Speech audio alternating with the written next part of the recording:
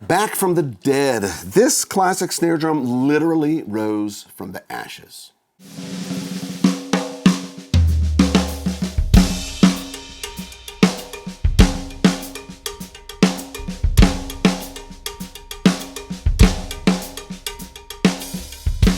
Hey, my name is Joel. Welcome to sort of installment 2 of my sort of show and tell series where I show you stuff that I have. The first one was a few weeks ago and I was showing you a free drum kit made up of bits and pieces that I have collected for free over the years. And in that video, I talked about some hi-hats that I have that reminded me of some hi-hats that a friend of mine had back in the 80s, a pair of first generation Zildjian Amir hi-hats that he got, that actually burned up in a fire along with a snare drum of mine. Here's that clip. The original Amir line, which was a B8 bronze cymbal that was really well machined, and they were actually really nice sounding cymbals, and a buddy of mine bought a pair of hi-hats, and I loved them. And then they burned up in a fire, and I'll tell you about that in a future video because he had a snare drum of mine that burned up in that fire, but I actually have it down here because I rebuilt it. Keep watching, I'm going to talk about that in another video. But anyway, and here is the drum. It began life as a late 70s Ludwig Black Beauty super sensitive model.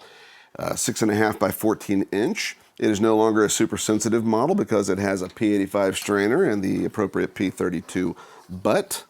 No longer chrome.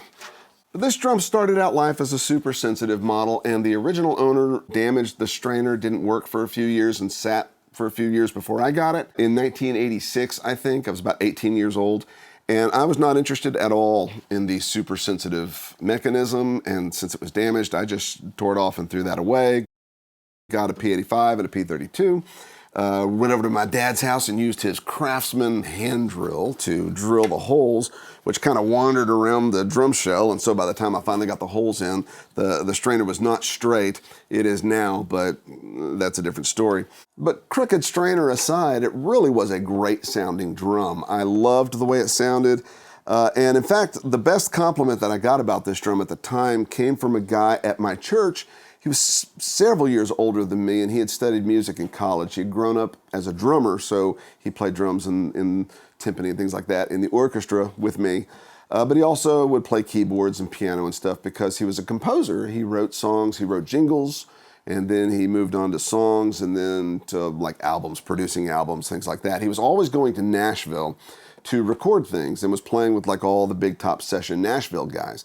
So one night when I brought this to practice and was playing it, he just said, "Joel, man, that drum sounds amazing." And that really meant a lot to me because I knew he knew what he was talking about. I mean, he was playing in the big leagues, right? And he wound up actually moving to Nashville. And this guy's name was Rob Sterling. And I hope, Rob, you don't mind me saying this, but I'm going to name drop here because his son, who pretty much grew up, came of age, I guess, in Nashville. I knew him when he was a little squirt running around the church, but he grew up in Nashville, and his son, Aaron, learned his way around a drum set pretty well and actually went out to Los Angeles, and I hear he's doing okay, actually, so you can put that together if you want. But anyway, that was a great compliment, and it really was a great sounding drum for a couple of years. Then in 1988, I loaned it to a friend of mine. A very good friend of mine, been to his house a million times. He was the guy who had the hi-hats that I really liked. And his house burned to the ground. And this is before cell phones, obviously. I don't remember how I found out about it. I didn't know where they were, how to get a hold of them, because they weren't at the house anymore because the house was a burned out pile of rubble. But I went over to the house as soon as I heard about it. No one was there. I walked through, found this thing sitting on the floor. It had been placed on the floor on its side. Not a lick of hardware on it. Literally, this is where the badge was. Literally, I mean, you can't tell there was ever a badge there. It was just gone. It evaporated, it melted or something, and so did all the lugs. Pretty much everything, the muffler, everything came off the drum entirely, except the carriage of the P85. You can see this is scorched, except the frame of the P85. Because the carriage is obviously new, this is one that I've added, but this frame is from the original strainer that I put on it back in 1986. And this is the original P32 that I put on it back in 1986. Also scorched, no longer chrome, but came through nice and strong, still works great. But the drum was ovaled. It was sitting on the ground. It was oval. The weight, the heat had softened the metal so much that its own weight had just, I mean, it wasn't subtle. It wasn't like, oh, that drum's out of round. It's like, no, that drum's shaped like a football. I mean, it was completely oval.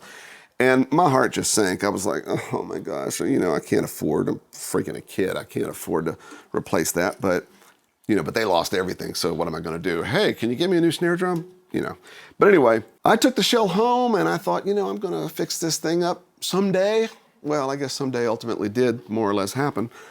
But it sat for, you know, 20 years or so at my mom's house in a box somewhere. And then about, I don't know, 10, 15 years ago, you know, I'm married, I've got kids, and I'm thinking I should probably get my stuff out of my mom's house. So I went over there, and among my stuff that was still there was this shell. So I brought it home. Interestingly enough, the slag or whatever that of the hardware that did melt off the drum sort of congealed on the bottom. I think it was must have been sitting this way, because it kind of congealed in all these little spots where you see things, these grind marks, because it left deadly sharp, you know, little bits of slag that had, you know, stuck to the shell when it cooled.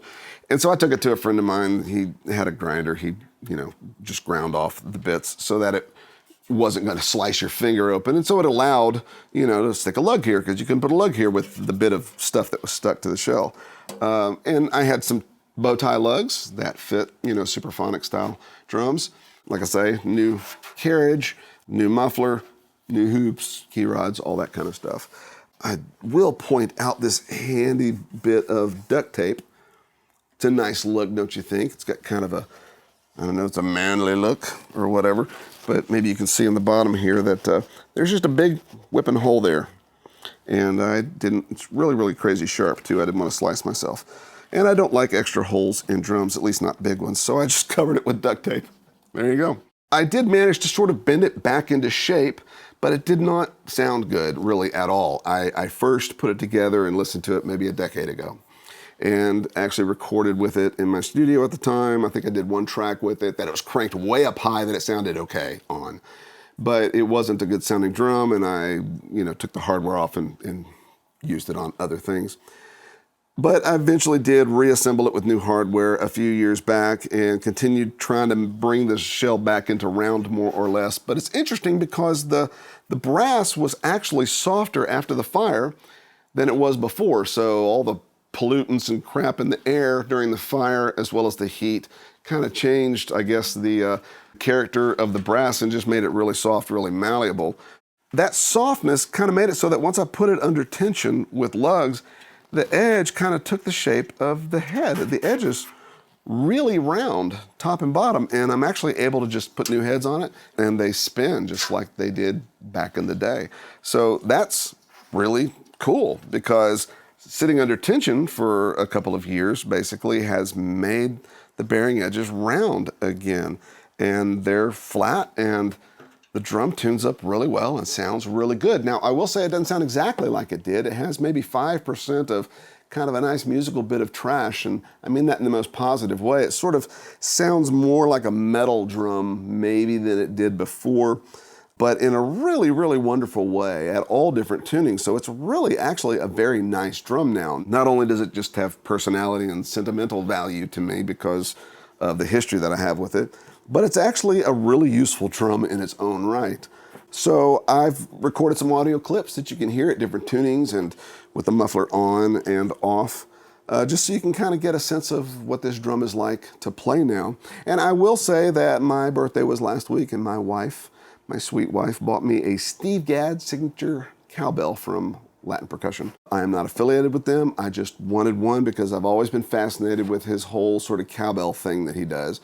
I've never really done the cowbell thing, but I've always been intrigued by it. So she bought the cowbell. I looked up some videos and kind of saw sort of what he was doing. So forgive me, but I'm trying to sort of release my inner Gadd if there's one in there. But anyway, I hope you enjoy the video clips, and I hope that this was interesting and fascinating for you. It is a classic drum. It's Ludwig Black Beauty. If it were in its original condition, it'd be worth probably $2,000 as it is now. Maybe, I don't know, 200. I don't know what it's worth. But it's worth more than that to me and to my son, who's also a fabulous drummer, and he wants it. So when I depart this planet someday, it'll be his. But not before then, so, you know, Matt, keep your wits about you. So that's it.